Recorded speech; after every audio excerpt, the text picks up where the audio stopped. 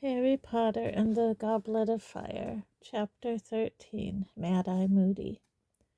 The storm had blown itself out by the following morning, though the ceiling in the great hall was still gloomy. Heavy clouds of pewter gray swirled overhead as Harry, Ron, and Hermione examined their new timetables at breakfast.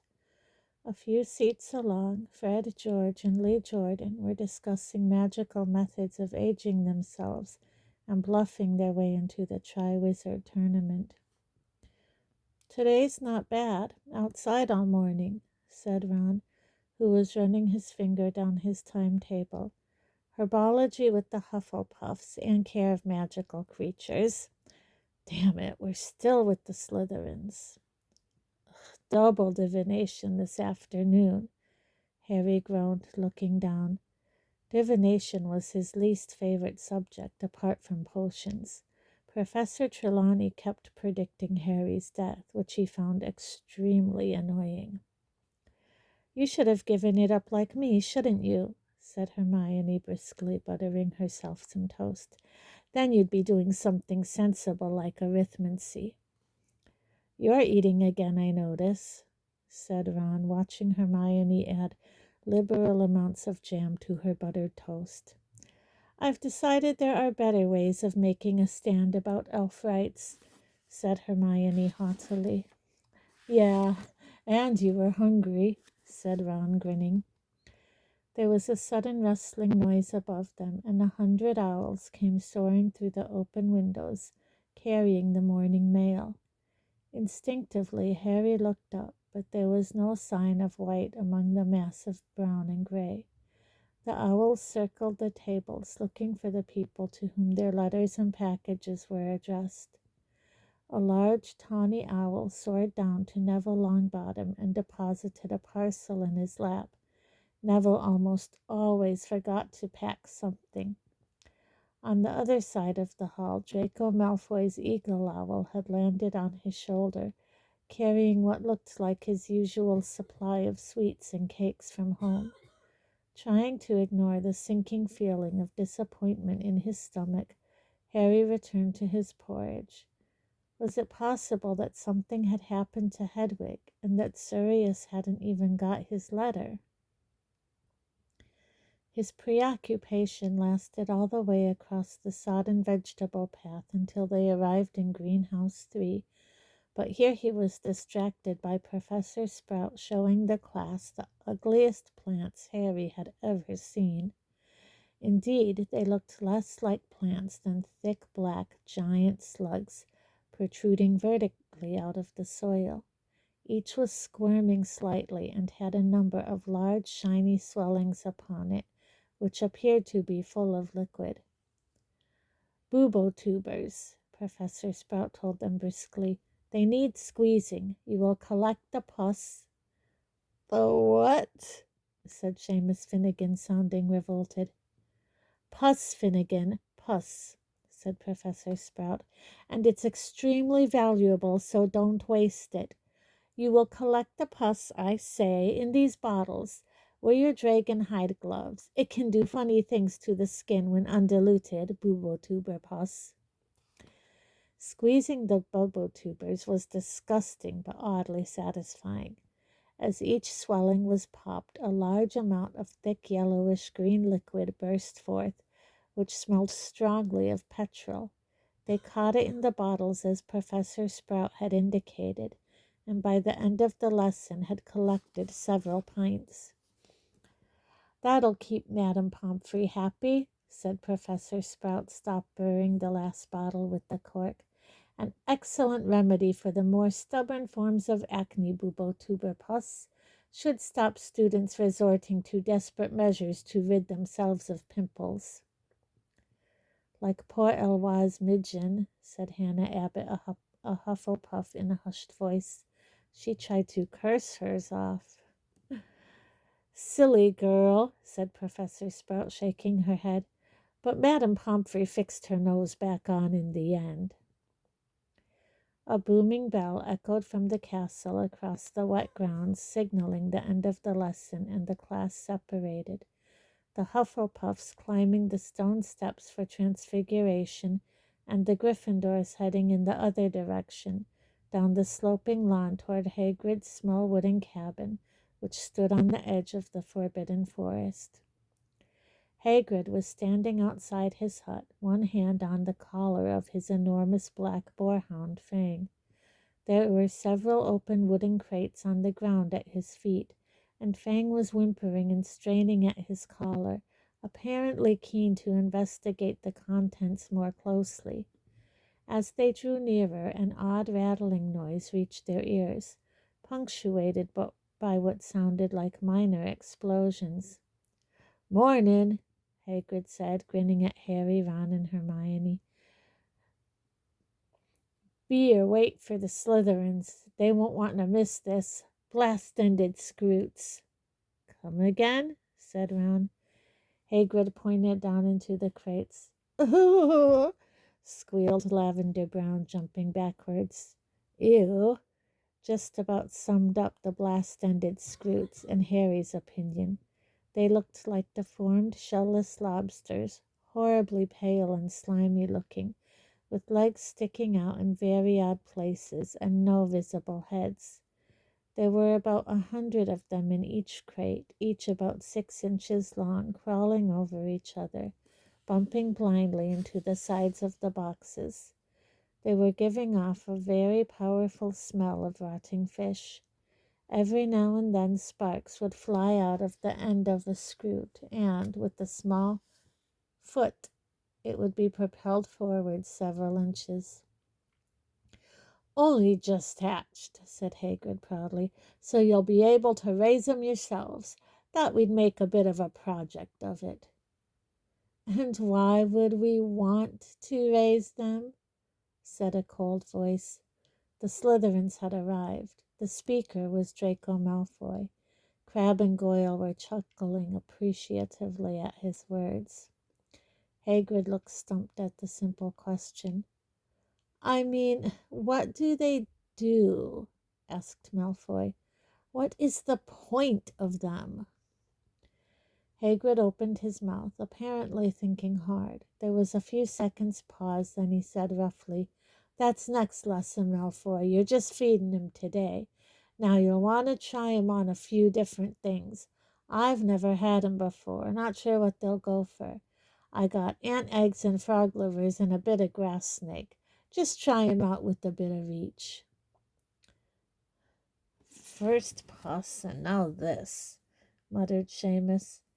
Nothing but deep affection for Hagrid could have made Harry, Ron, and Hermione pick up squelchy handfuls of frog liver and lower them into the crates to tempt the blast-ended scroots. Harry couldn't suppress the suspicion that the whole thing was entirely pointless, because the scroots didn't seem to have mouths. "Ouch!" yelled Dean Thomas after about 10 minutes. "It got me!" Hagrid hurried over to him, looking anxious. "Its end exploded," said Dean angrily, showing Hagrid a burn on his hand. "Ah, yeah, that can happen when they blast off," said Hagrid, nodding. "Ew," said Lavender Brown again. "Ew, Hagrid, what's that pointy thing on it?" Some of 'em have got stings," said Hagrid enthusiastically. Lavender quickly withdrew her hand from the box. "I reckon they're the males. The females got sort of sucker things on their bellies. I think they might be to suck blood." "Well, I can certainly see why we're trying to keep them alive," said Malfoy sarcastically. "Who wouldn't want pets that can burn, sting, and bite all at once?" "Just because they're not very pretty, it doesn't mean they're not useful," Hermione snapped. "Dragon's blood's amazingly magical, but you wouldn't want a dragon for a pet, would you?" Harry and Ron grinned at Hagrid, who gave them a furtive smile from behind his bushy beard. Hagrid would have liked nothing better than a pet dragon, as Harry, Ron, and Hermione knew only too well. He had owned one for a brief period during their first year, a vicious Norwegian ridgeback by the name of Norbert. Hagrid simply loved monstrous creatures. The more lethal, the better. "Well, at least the Scroots are small," said Ron, as they made their way back up to the castle for lunch an hour later. "They are now," said Hermione in an exasperated voice. "But once Hagrid's found out what they eat, I expect they'll be 6 feet long." "Well, that won't matter if they turn out to cure seasickness or something, will it?" said Ron, grinning slyly at her. "You know perfectly well I only said that to shut Malfoy up," said Hermione. "As a matter of fact, I think he's right. The best thing to do would be to stamp on the lot of them before they start attacking us all." They sat down at the Gryffindor table and helped themselves to lamb chops and potatoes. Hermione began to eat so fast that Harry and Ron stared at her. Is this the new stand on elf rights?" said Ron. "You're going to make yourself puke instead." "No," said Hermione with as much dignity as she could muster, with her mouth bulging with sprouts. "I just want to get to the library." "What?" said Ron in disbelief. "Hermione, it's the first day back. We haven't even got homework yet." Hermione shrugged and continued to shovel down her food as though she had not eaten for days. Then she leaped to her feet, said, "See you at dinner," and departed at high speed. When the bell rang to signal the start of afternoon lessons, Harry and Ron set off for North Tower, where, at the top of a tightly spiraling staircase, a silver step ladder led to a circular trapdoor in the ceiling and the room where Professor Trelawney lived. The familiar sweet perfume emanating from the fire met their nostrils as they emerged at the top of the step-ladder. As ever, the curtains were all closed. The circular room was bathed in a dim reddish light cast by the many lamps, which were all draped with scarves and shawls. Harry and Ron walked through the mass of occupied chintz chairs and buffets that cluttered the room, and sat down at the same small circular table. "Good day," said the misty voice of Professor Trelawney right behind Harry, making him jump. A very thin woman with enormous glasses that made her eyes appear far too large for her face. Professor Trelawney was peering down at Harry with the tragic expression she always wore whenever she saw him. The usual large amount of beads, chains, and bangles glittered upon her person in the firelight. "You are preoccupied, my dear," she said mournfully to Harry. "My inner eye sees past your brave face to the troubled soul within, and I regret to say that your worries are not baseless. I see difficult times ahead for you, alas, most difficult. I fear the thing you dread will indeed come to pass, and perhaps sooner than you think." Her voice dropped almost to a whisper. Ron rolled his eyes at Harry, who looked stonily back. Professor Trelawney swept past them and seated herself in a large winged armchair before the fire, facing the class. Lavender Brown and Parvati Patil, who deeply admired Professor Trelawney, were sitting on buffets very close to her. "My dears, it is time for us to consider the stars," she said. "The movements of the planets and the mysterious portents they reveal only to those who understand the steps of the celestial dance. Human destiny may be deciphered by the planetary rays which intermingle." But Harry's thoughts had drifted. The perfumed fire always made him feel sleepy and dull-witted, and Professor Trelawney's rambling talks on fortune-telling never held him exactly spellbound, though he couldn't help thinking about what she had just said to him.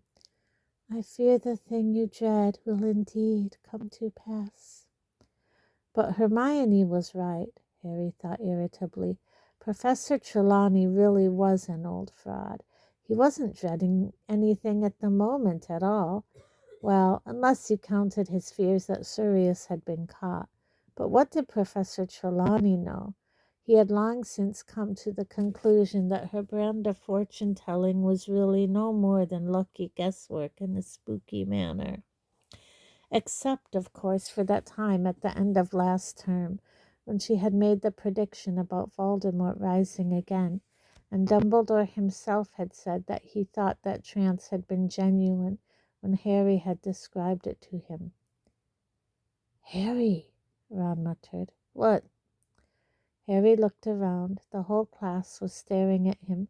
He sat up straight. He had been almost dozing off, lost in the heat and his thoughts.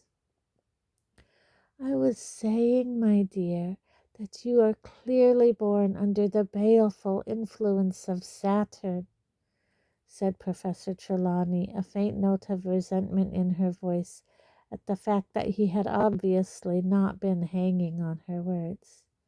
"Born under what? Sorry," said Harry.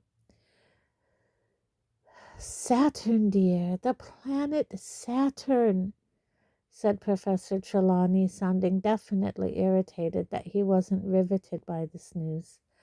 "I was saying that Saturn was surely in a position of power in the heavens at the moment of your birth. Your dark hair, your mean stature, tragic losses so young in life.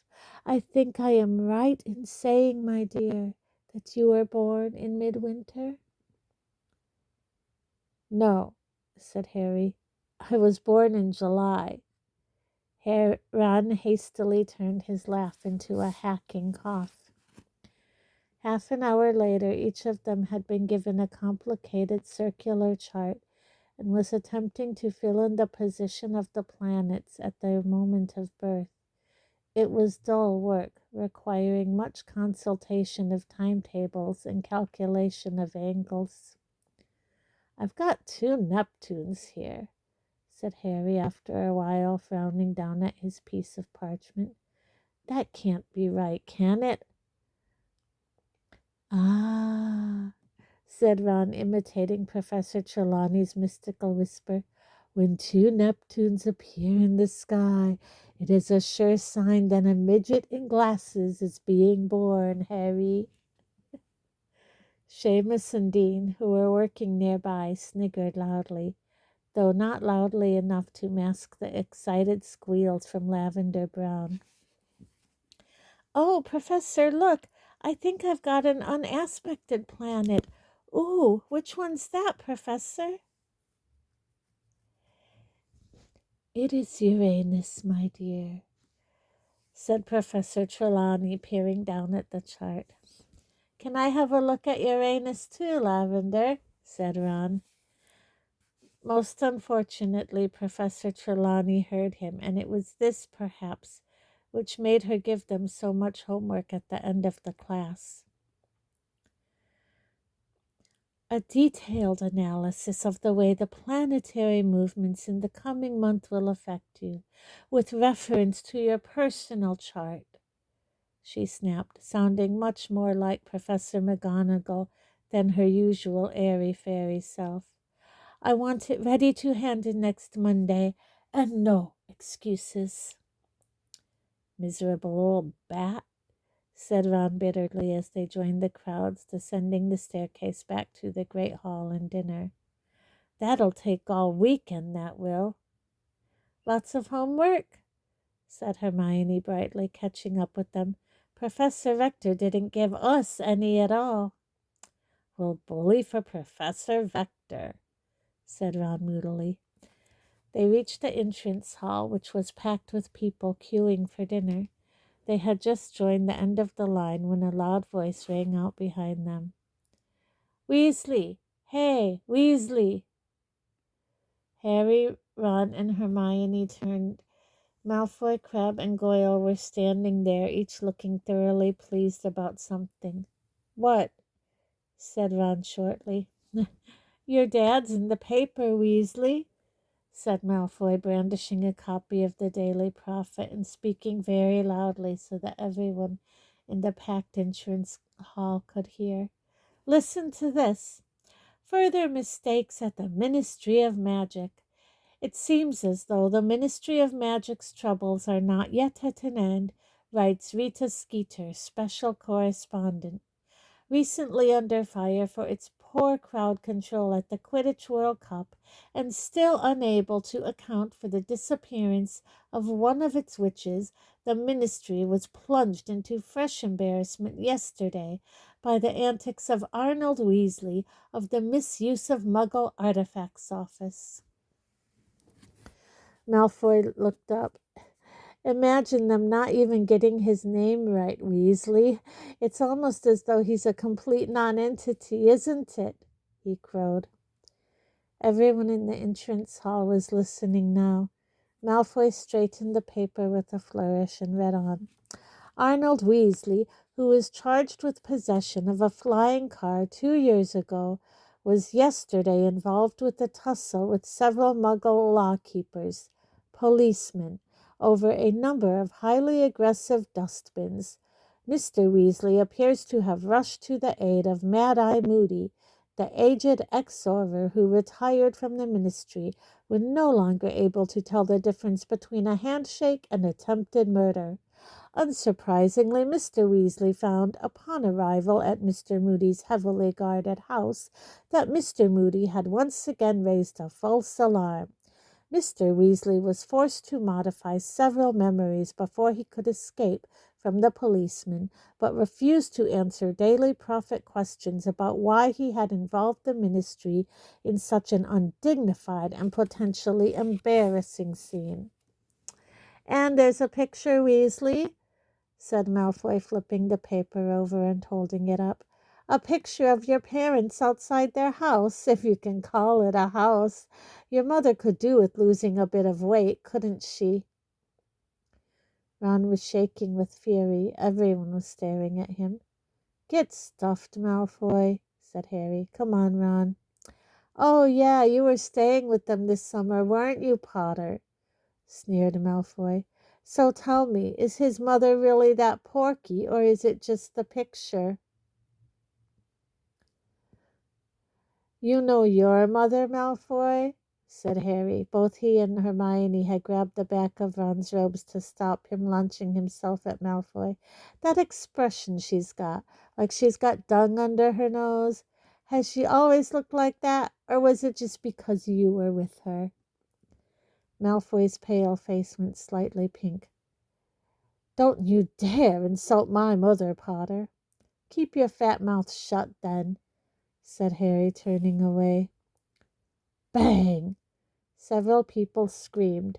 Harry felt something white-hot graze the side of his face. He plunged his hand into his robes for his wand, but before he'd even touched it, he heard a second loud bang and a roar which echoed through the entrance hall. Oh, no, you don't, laddie! Harry spun around. Professor Moody was limping down the marble staircase. His wand was out, and it was pointing right at a pure white ferret, which was shivering on the stone-flaked floor, exactly where Malfoy had been standing. There was a terrified silence in the entrance hall. Nobody but Moody was moving a muscle. Moody turned to look at Harry. At least, his normal eye was looking at Harry. The other one was pointing into the back of his head. Did he get you? Moody growled. His voice was low and gravelly. No, Harry said. Missed. Leave it, Moody shouted. Leave what? Harry said, bewildered. Not you, him, Moody growled, jerking his thumb over his shoulder at Crabbe, who had just frozen, about to pick up the white ferret. It seemed that Moody's rolling eye was magical and could see out of the back of his head. Moody started to limp towards Crabbe, Goyle, and the ferret, which gave a terrified squeak and took off, streaking toward the dungeons. I don't think so, roared Moody, pointing his wand at the ferret again. It flew 10 feet into the air, fell with a smack to the floor, and then bounced upwards once more. "I don't like people who attack when their opponent's back's turned," growled Moody as the ferret bounced higher and higher, squealing in pain. "Stinking, cowardly, scummy thing to do." The ferret flew through the air, its legs and tail flailing helplessly. "Never do that again," said Moody, speaking each word as the ferret hit the stone floor and bounced upwards again. "Professor Moody," said a shocked voice. Professor McGonagall was coming down the marble staircase with her arms full of books.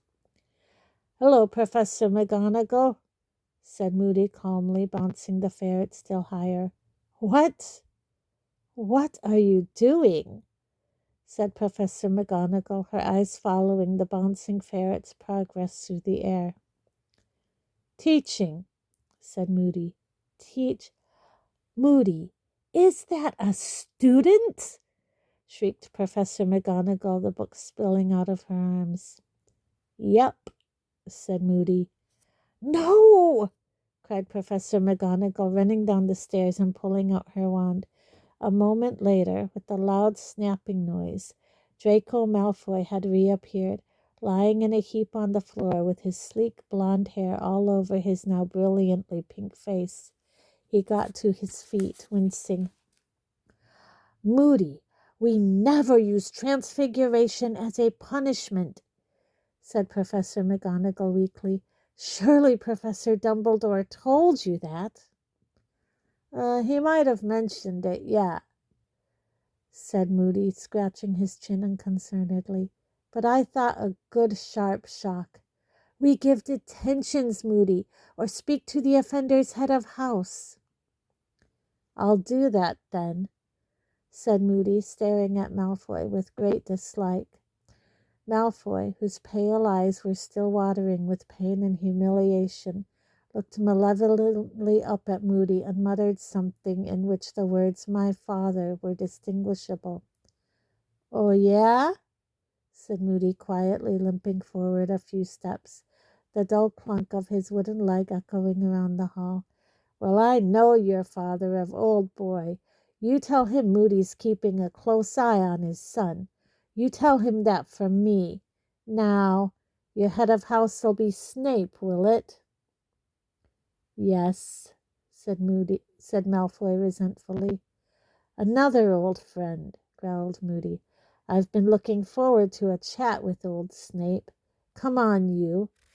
And he seized Malfoy's upper arm and marched him off towards the dungeons. Professor McGonagall stared anxiously after them for a few moments, then waved her wand at her fallen books, causing them to soar up into the air and back into her arms. "Don't talk to me," Ron said quietly to Harry and Hermione as they sat down at the Gryffindor table a few minutes later, surrounded by excited talk on all sides about what had just happened. "Why not?" said Hermione in surprise. "Because I want to fix that in my memory forever," said Ron, his eyes closed and an uplifted expression on his face. "Draco Malfoy, the amazing bouncing ferret." Harry and Hermione both laughed, and Hermione began doling beef casserole onto each of their plates. "He could have really hurt Malfoy, though," she said. "It was good, really, that Professor McGonagall stopped it."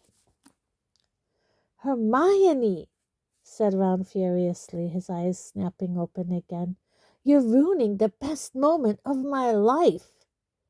Hermione made an impatient noise and began to eat at top speed again. "Don't tell me you're going back to the library this evening," said Harry, watching her. "Got to," said Hermione thickly. "Loads to do." "But you told us Professor Vector—" "It's not schoolwork," she said. Within 5 minutes she had cleared her plate and departed. No sooner had she gone than her seat was taken by Fred Weasley. "Moody," he said. "How cool is he?" "Beyond cool," said George, sitting down opposite Fred. Super cool, said the twins' best friend Lee Jordan, sliding into the seat beside George. We had him this afternoon, he told Harry and Ron. What was it like? Said Harry eagerly. Fred, George, and Lee exchanged looks full of meaning. Never had a lesson like it, said Fred. He knows, man, said Lee. Knows what? Said Ron, leaning forwards. Knowing what it's like to be out there doing it, said George impressively. Doing what? Said Harry.